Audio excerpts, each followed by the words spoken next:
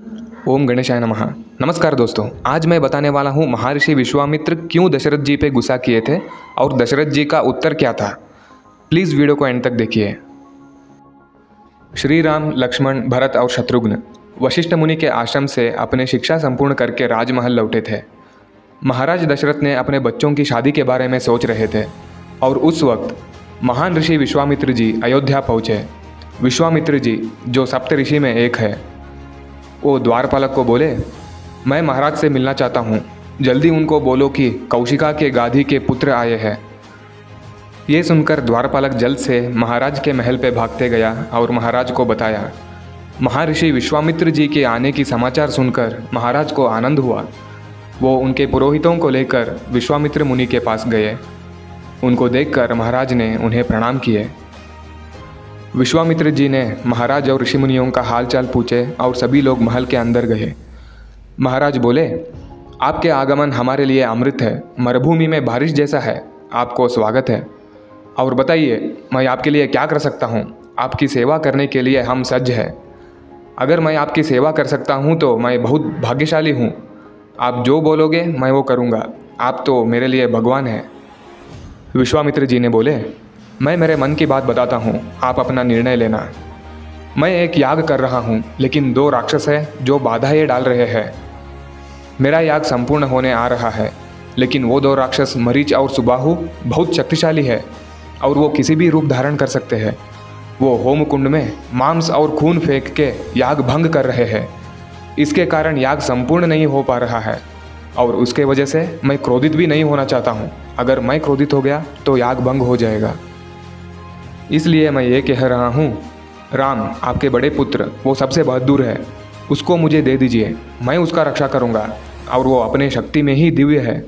वो उन राक्षसों का संहार करने के लिए सक्षम है और मैं भी उसको बहुत सारे अस्त्र प्रदान करूँगा और उससे उसको भी बहुत सहायता होगी। उससे वो तीनों लोकों में प्रसिद्ध होगा और वो 2 राक्षसों को राम के सामने टिकने की औकात नहीं है और श्री राम को छोड़ के कोई और उन राक्षसों को नहीं मार सकते। ओ महाराज, वो आपके पुत्र है, इस ममता से मत देखिए। मैं वचन दे रहा हूँ, मुझे राम पे विश्वास है। अगर आप धर्म को मानते हैं तो मेरे साथ राम को भेजना चाहिए और तुम्हारा ये त्याग सिर्फ 10 दिन तक की होगा। ऐसा निर्णय लो कि मेरा इतना समय जो मैं इस याग के लिए दिया है वो व्यर्थ नहीं जाना चाहिए और आपको बेकार की दुख भी नहीं करना होगा। अच्छा भाग्य है, ऐसा सोच के भेजना होगा। ये बोलकर विश्वामित्र जी ने अपने बात खत्म कर दी। सभा में जो लोग थे ये सुन के बिखर गए। ऋषि विश्वामित्र जी के बात सुनकर महाराज दशरथ ने उनका होश खो बैठे और बोले, मेरा राम तो 16 साल से भी कम उम्र का है। मुझे लगता नहीं कि वो राक्षसों से लड़ सकता है। मेरे पास तो एक पूरा अक्षौहिणी सेना है और मैं उसका अधिपति हूँ। संपूर्ण सेना लेकर मैं स्वयं आपके याग का रक्षा के लिए रुकता हूँ। ये सैनिक बहुत ही वीर योद्धा है, वो राक्षस से लड़ सकते हैं।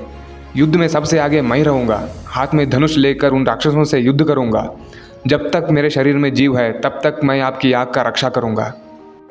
आप राम को मत ले जाइए, वो तो अभी बालक है। अभी अभी उसका शिक्षा संपूर्ण हुआ है। वो किसी का बल और दुर्बल को नहीं जानता। वो राक्षसों से नहीं लड़ सकता और वो महर्षि राम से दूर होकर मैं जीवित भी नहीं रह सकता हूँ।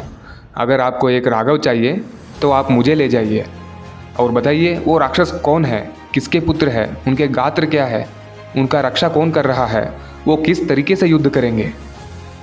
विश्वामित्र जी ने बोले, पौलस्त्य वंश के एक राक्षस है रावण। ब्रह्मा जी के वरदान से वो तीनों लोगों का बाधा बन गया है। वो बहुत ही शक्तिशाली है।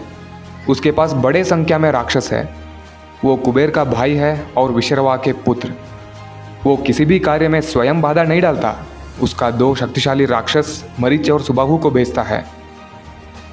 महाराज दशरथ जी ने बोले, अगर वो युद्ध में मैं ही सक्षम नहीं हूँ तो महर्षि आप ही मुझे और मेरे पुत्र पर दया करो। आप ही हमारा भगवान है, गुरु है। अगर देवताओं, गंधर्व, यक्ष और पन्नग रावण को नहीं मार सकते हैं तो एक मनुष्य क्या कर सकता है। स्वयं मैं मेरे संपूर्ण सेना और 4 पुत्र के साथ भी उसे परास्त नहीं कर सकता। मेरा पुत्र दिव्य होगा, लेकिन अभी वो उतना शस्त्र विद्या नहीं सीखा है। वो अभी बालक है। मैं मेरे पुत्र को नहीं दे सकता। मरीचा और सुबाहु बहुत ही अनुभवी योद्धा है, उनसे मैं युद्ध करूँगा। ये सुनकर विश्वामित्र जी को और गुस्सा आ गया और बोले, तुम रघुवंश में जन्म लिया है और उस वंश का विनाश कर रहे हो, दिया हुआ वचन तोड़ रहे हो। मैं वापस चला जाऊंगा। वो महाराज, झूठा वचन लेके आप अपने परिवार के साथ खुश रहिए। और विश्वामित्र जी के ये क्रोध से धरती कांप उठी, देवता भयभीत हो गए। विश्वामित्र जी के क्रोध देखकर वशिष्ठ मुनि ने महाराज से बोले, महाराज, आप इक्ष्वाकु के वंशज हैं, आप स्वयं धर्म है, आप हमेशा वचनबद्ध रहे हैं, आप धर्म को नहीं त्याग सकते। रघुवंशज तीनों लोकों में अपने धर्म निभाने के लिए प्रसिद्ध है, आप धर्म का पालन कीजिए। एक मनुष्य वचन देकर नहीं निभाया तो वो जीवन में जो भी याग होम हवन करता है उसका फल नहीं मिलेगा, सब व्यर्थ हो जाएगा। इसलिए कह रहा हूँ, राम को जाने दीजिए।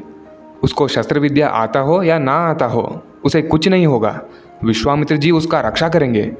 तीनों लोकों में विश्वामित्र जी एक अकेला व्यक्ति है जो दुनिया के सभी अस्त्र के बारे में जानते हैं। वो खुद नए अस्त्र बना सकते हैं। दुनिया में ऐसा कोई योद्धा नहीं जो विश्वामित्र जी को परास्त कर सके।